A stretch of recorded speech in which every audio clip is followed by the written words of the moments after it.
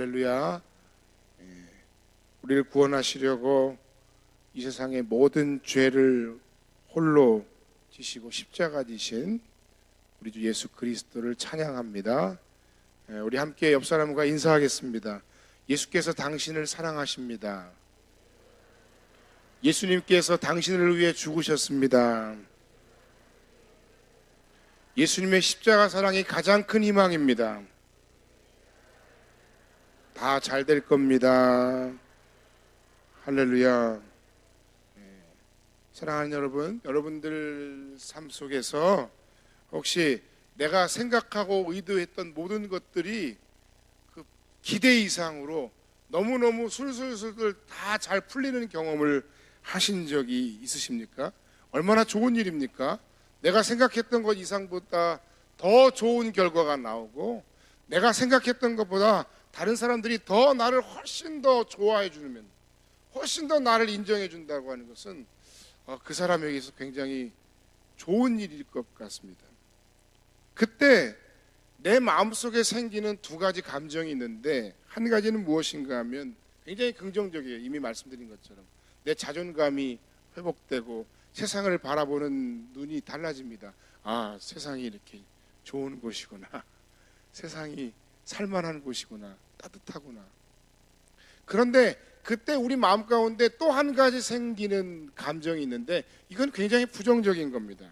무엇인가 하면, 그러다 보니까 이 세상을 바라보는 모든 관점이 자기 중심적이거나 혹은 교만해질 가능성도 또한 있다는 것입니다. 나는 원래 이런 사람이지, 나는 원래 이렇게 태어난 사람이야. 다른 사람이 나를 사랑해 주지 않으면 도대체 사랑받을 사람이 누구야? 심지어는 나는 누군가의 도움 없이도 충분히 이 자리까지 잘해왔고 앞으로도 그럴 거야 라고 하는 잘못된 사인으로 나의 삶의 상황을 받아들일 수도 있다는 겁니다.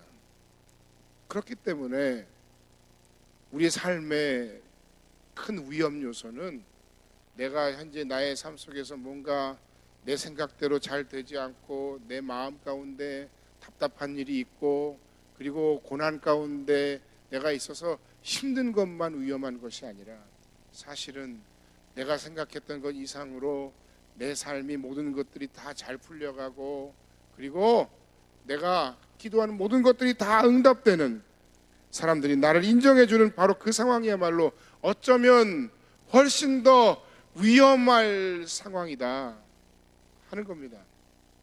세상 가운데 요새 뉴스에 오르내리는 사람 가운데 굉장히 힘들고 안 되고 어려워서 뉴스에 오르내리는 사람보다는 사실 굉장히 잘 되고 굉장히 성공하고 굉장히 인정받는 사람들 가운데 오히려 그곳에서 그 위험성을 깨닫지 못하다가 그렇게 어려움을 겪는 사람들이 훨씬 더 많다는 것이 사실 우리가 봐야 할 내용입니다. 그러므로 우리는 우리의 삶이 잘 나갈 때, 잘 될 때 더욱 겸손해야 하고, 이 모든 것이 어떻게 주어졌는지 바르게 깨달아야 하고, 오히려 그럴 때일수록 우리의 삶의 목적과 우리의 삶의 방향과 우리의 삶의 방법들이 흐트러지지 않도록 더 깨어 있어야 한다는 사실입니다. 예수님에게도 충분히 그럴 만한 위기가 찾아왔습니다. 헬라 사람들이 방문한 겁니다. 도무지 알지도 못하는 사람들이, 유대인도 아니에요. 심지어 헬라 사람들이 개종을 했는지 유대교로 왔는지 경건하게 하나님을 경외하는 사람인지 알 수 없지만 그들이 예수님을 보고 싶다는 거예요. 예수님을 만나고 싶다는 거예요. 예수님의 말씀을 직접 듣고 싶다는 거예요. 그야말로 엄청난 인기가 아닐 수 없어요. 지금 이 본문의 요한복음 12장의 이 상황이야말로 예수님의 사역의 가장 절정기입니다. 공생의 사역의 최고의 절정기예요. 그러나 바로 그런 엄청난 인기와 사역의 절정의 시기에 예수님은 어떻게 하셨는가? 바로 그 순간에 예수님의 삶의 목적과 사역의 진정성이 오히려 드러나고 있다는 사실을 우리는 놓치지 말아야 됩니다.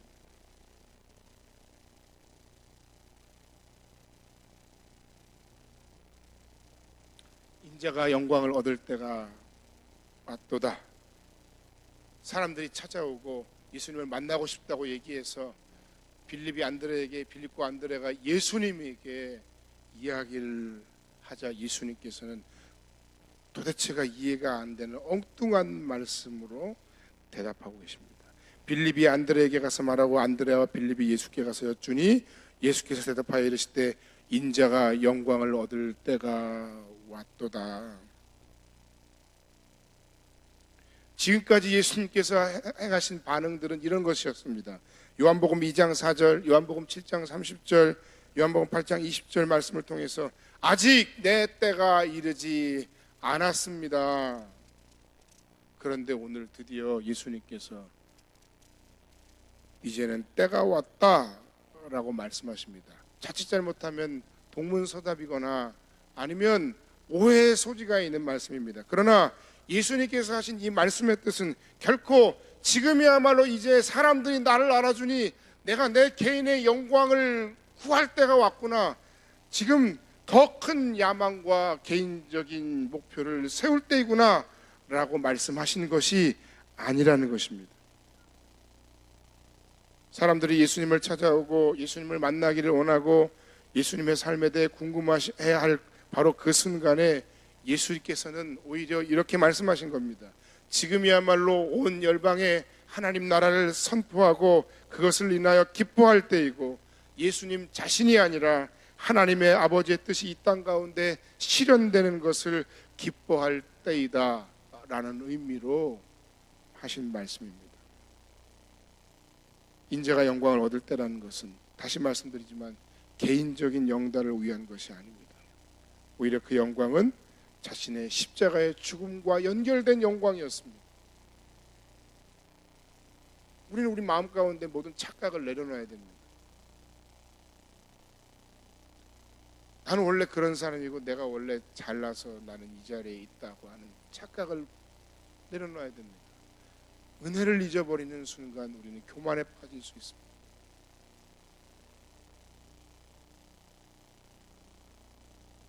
예수께서는 오히려 그 영광이 자신의 십자가의 죽음과 연결된 영광이고 그 십자가의 죽음은 수치스럽고 비참한 것이지만 그러나 그것을 통해서 궁극적으로 하나님 아버지의 영광이 드러나는 것임을 이해하셨기에 그분은 그 고난을 피하지 않겠다라고 오히려 말씀하시는 것입니다.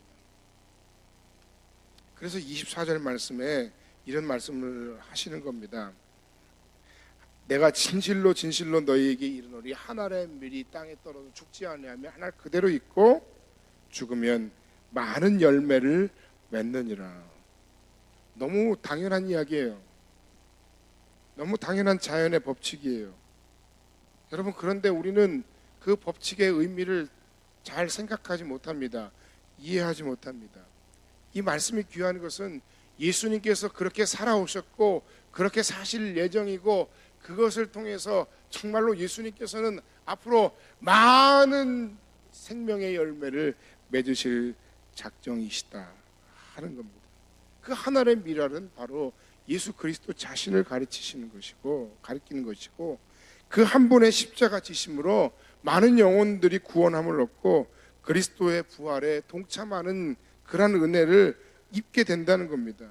그렇기 때문에 예수님께서는 기꺼이 자신에게 온 십자가의 죽음을 맞이하겠다라고 말씀하신 것입니다. 여러분, 우리가 한번 우리 자신을 이제 돌아보는 그런 시간 되길 바랍니다. 저를 비롯한 우리 모습을 한번 생각해 보길 바랍니다. 나 자신의 작은 성공에 취해서 우리의 삶의 목적이 흔들릴 때가 있습니다. 돈이 없는 분들이, 힘들다는 분들이 훨씬 많지만 혹시라도 내 수중에 혹은 내 통장에 돈이 조금 생겨나고 쌓이기 시작하니까 나도 모르게 이 돈을 어떻게 하면 쓸 수 있을까? 재미있게 쓸 수 있을까? 어떻게 하면 놀러 다닐 수 있을까? 잘 놀러 다닐 수 있을까? 나도 모르는 내 마음속에 어떤 자신감이 밀려오고 심지어는 다른 사람들을 얕잡아 보는 마음까지도 생기고 지금 이 성공에 취해서 더 높이 올라가고 싶고 더 많이 가지고 싶고,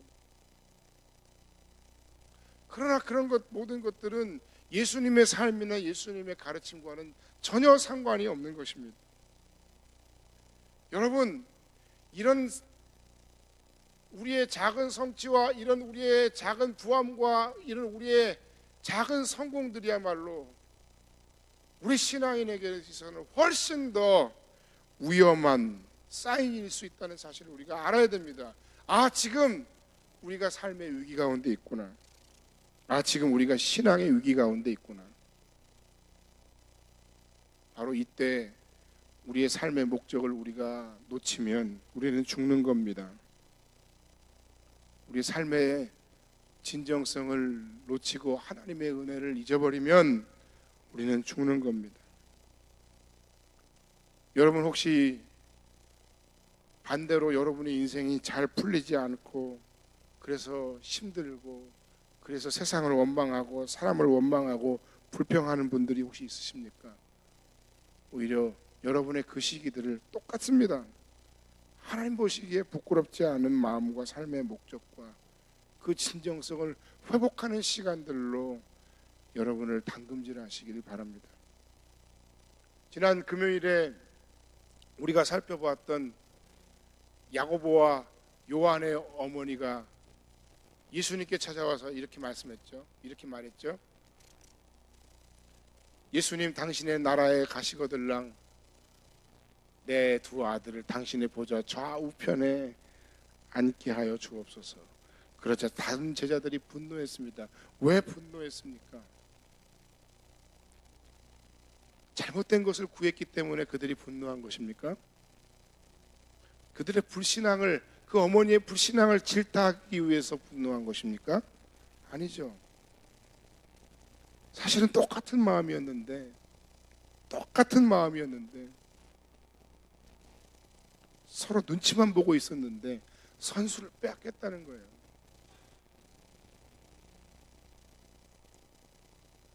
우리도 마찬가지 아니에요? 이왕이면 조금 더 누리고 싶고, 이왕이면 조금 더 마음껏 재밌게 살고 싶고, 이왕이면 조금 더 좋은 차 타고 싶고, 이왕이면 조금 더 사람들에게 더 인정받고 싶고, 사람들이 나를 더 많이 알아줬으면 좋겠고, 조금 더 좋은 집에 살고 싶고,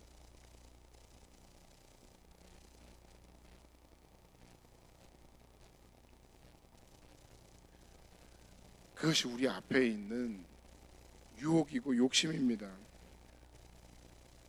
그렇기 때문에 이 제자들의 모습을 우리가 비난할 자격이 없습니다. 우리 역시 그들과 비슷합니다. 무엇이 비슷합니까? 예수께서 물으셨죠. 너희가 내가 마시려는 잔을 마실 수 있느냐? 무엇을 말합니까? 희생 없는 영광을 우리가 구하고 있습니다. 최소의 희생으로 최고로 많은 것들을 얻으려는 경제의 원리 혹은 효율성의 원리를 우리가 따져 살아가고, 심지어는 우리의 신앙생활에까지 그것들이 그대로 다 적용되는 거예요.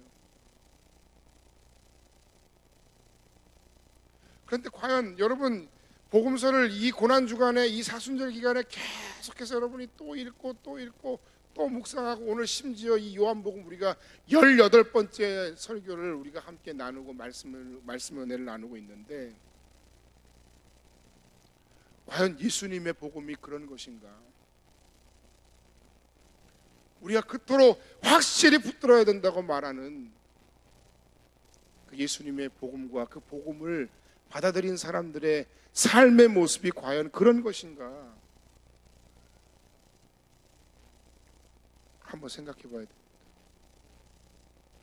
하나님 나라를 이야기하고 공동체를 이야기하지만, 그러나 우리는 철저하게 이기적이고 우리는 철저하게 나중심적입니다. 이 공동체가 나에게 어떤 유익을 줄 것인가? 이 공동체에 속한 내가, 이 공동체에 속함으로 말미암아 내가 받아야 할 손해는 무엇인가? 우리는 계속해서 생각하고, 우리는 계속해서 따지고, 우리는 계속해서 계산합니다. 하나님께서 우리에 대해서 계산하면 정말 큰일 나는데, 그런데 하나님은 절대로 그러실 리가 없기 때문에 그 하나님의 선의를 우리가 악용하여 우리가 취하고 싶은 복음을 우리 마음대로 취하며 우리 인간적인 유익을 위해서 철저하게 계산적으로, 철저하게 이기적으로 신앙생활하고 있는 모습이 바로 우리들의 모습이고, 그것이 바로 예수님 앞에 당신의 나라에 들어가거들랑 당신의 보좌 좌우편에 앉게 해달라고 했던 그 모든 제자들의 마음과 똑같은 마음이었다는 겁니다. 순수함을 잃어버린 사람들, 맛을 잃어버린 소금과 같은 사람들입니다. 성경 어디에도 고난이 없는 영광이 있다 라고 말하는 본문은 없습니다.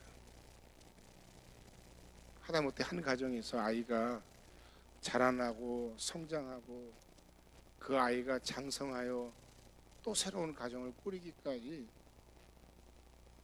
사실 그 가정의 부모는 엄청나게 많은 섬김과 희생과 아버지 하나님 앞에서의 눈물의 기도와 마음의 아픔과 이런 모든 것들을 견디면서 그렇게 온 거예요. 엄청나게 쏟아 부은 거예요.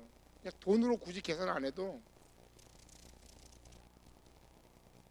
여러분이 사랑한 만큼, 여러분이 하나님의 지혜를 구해서 그 지혜대로 양육한 만큼 여러분의 자녀들은 훌륭하게 성장하는 거예요. 하나님의 은혜로 성장하는 거예요. 사람이 무엇으로 심든지 다 그대로 거두는 것입니다.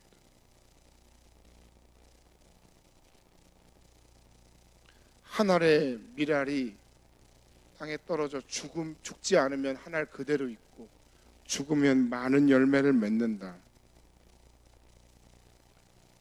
우리 하나님 앞에 언젠가 다 서게 되어 있습니다. 시간을 거스를 수가 없습니다. 하나님이 우리에게 주신 그 시간이라고 하는 그 엄청난 무게 앞에서, 그럼에도 하나님이 우리에게 주신 그 시간을 내 것인 줄 착각하고 내 이기적인 마음과 욕심대로 살다가 우리의 삶을 결국 마무리하는 그 순간에 와서 우리의 삶을 되돌아보았을 때 내가 하나님 앞에, 내가 하나님 나라를 위해, 내가 누군가를 살리는 일에 정말 아무것도 한 것이 없다면 그 얼마나 안타깝고 부끄러운 일인가. 오늘 우리는 꼭 뭐 존재론적으로 얘기를 안 하더라도 이런 부분들을 한번 깊이 생각해보고 우리 자신을 성찰할 필요가 있습니다.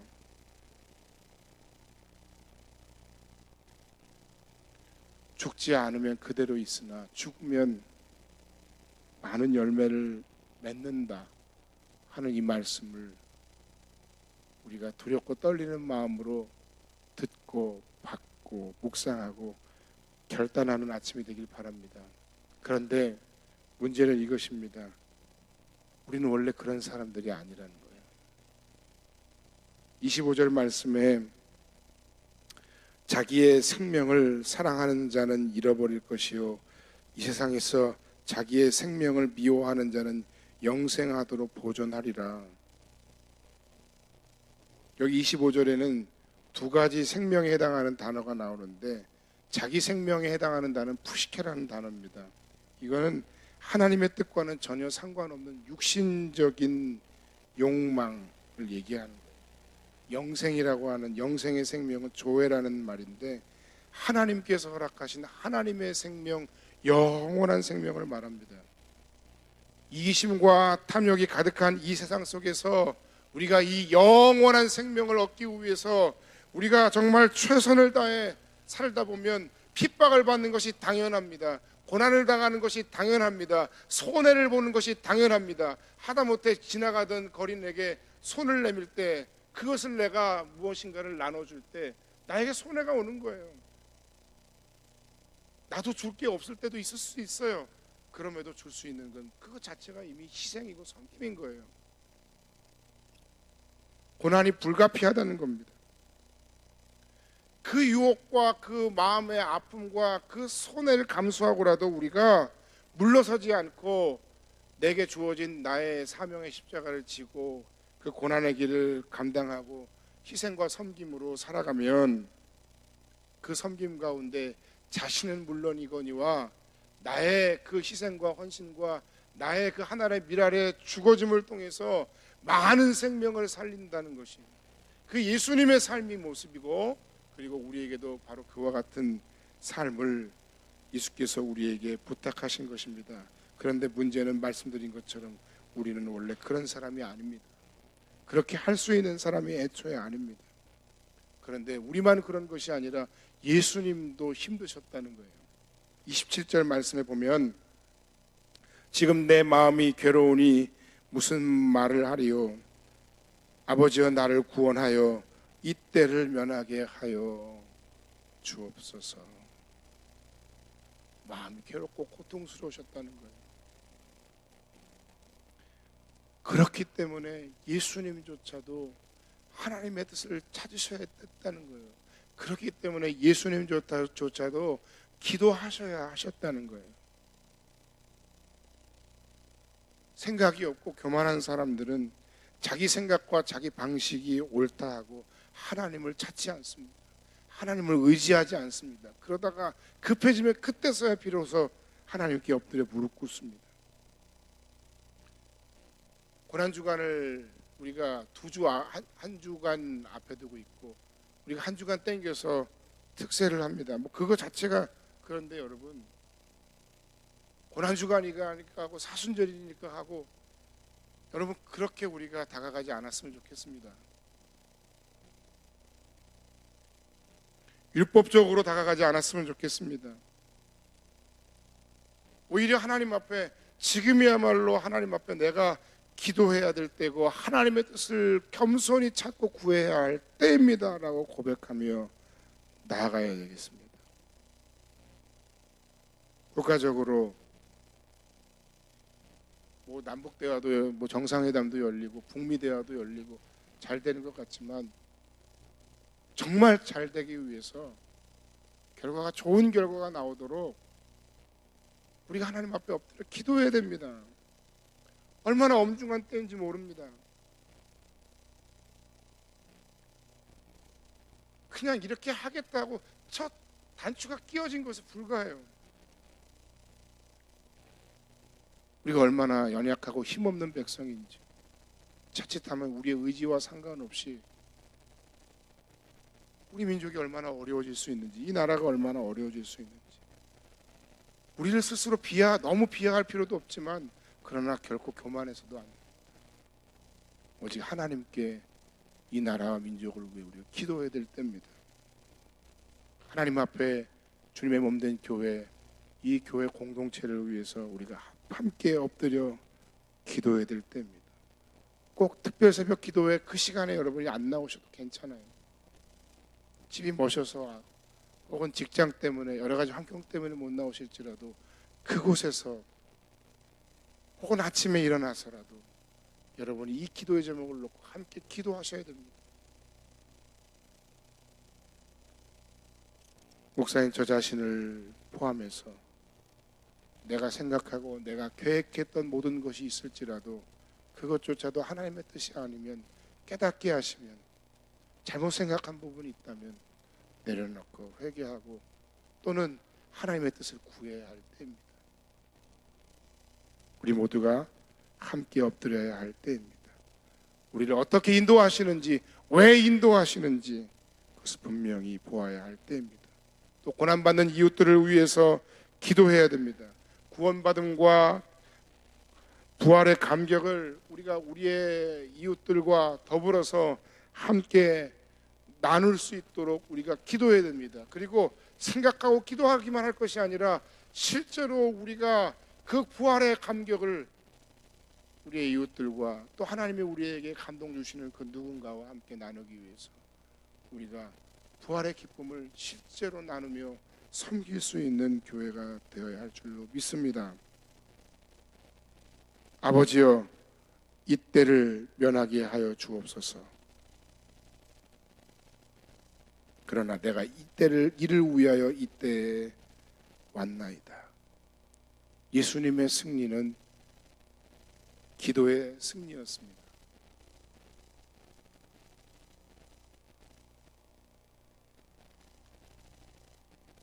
그리고 그 기도의 결론, 예수님의 삶의 결론은 아버지의 이름을 영광스럽게 하옵소서 하는 그것이었습니다. 그렇다면 하나님의 영광은 어떻게 나타나는가? 거대한 건물, 셀 수 없이 수많은 사람들, 내가 큰 명예를 누리고 내가 권력을 잡는 곳에서 나타나는가? 저도 한때 그렇게 생각한 적이 있었습니다. 장로가 대통령이 되면 이 나라가 정말 하나님 앞에 영광받는 그런 나라가 될 것이다. 그렇게 착각했던 적도 있었습니다. 어리석은 생각이었습니다. 내가 내 삶 속에서 뭔가 잘 되고 내가 세상 가운데서 어떤 큰 성취를 이루어야만 하나님께서 나의 삶을 통해서 영광 받으신다고 생각한 적이 있었습니다. 그러나 진정한 하나님의 영광은 그런 것에 존재하는 것이 아닙니다. 이제는 우리가 바로 깨달아야 합니다. 그 하나님의 영광은 오히려 한 알의 밀알이 죽어서 드러나는 영광입니다. 한 알의 밀알로서 예수께서 죽으심으로 많은 생명을 살리신 것처럼 한 알의 밀알로서 내가 주님 앞에 더 낮아지고 내가 주님 앞에서 더 십자가 지고 말씀대로 순종하며 살고 사랑을 실천하며 내가 누군가를 섬길 때 그 섬김 가운데 누군가의 생명이 회복되고 누군가의 마음이 회복되고 누군가의 삶이 누군가의 영혼이 회복되는 것을 통해 새롭게 드러나는 생명에 하나님의 영광이 있다는 것입니다.